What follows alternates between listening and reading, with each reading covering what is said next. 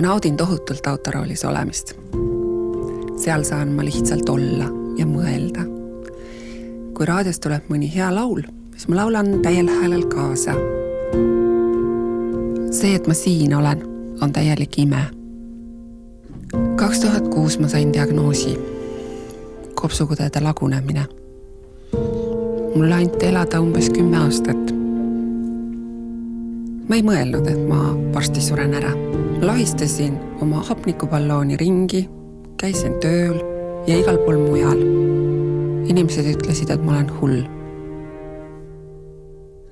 Ma olen olnud korraga üliõpilane, õppejõud ja rektor.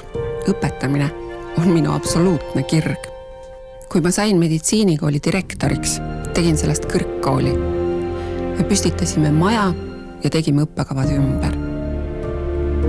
Minu elu eesmärgiks sai elada nii kaua, kuni lapsed oleksid suured. Eelmisel aastal aga tuli kõne. Minu jaoks on leitud kopsud. Uued kopsud on toonud mõistmise, milline võit on igal hommikul ärgata ja päev alustada. Aasta tagasi sain ma vaevu ükskord päevas trepist üles. Nüüd kõnnin ma kilomeetri maha 12 minutiga. Abikaasa on minu kalju.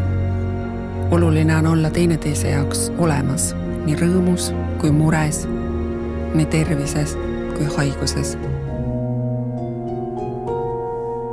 Siiratud elund on kui pusletükk, mis päästab inimese elu ja annab talle uue võimaluse. Pane ka sina ennast elundidoonorina kirja veebilehel digilugu.ee.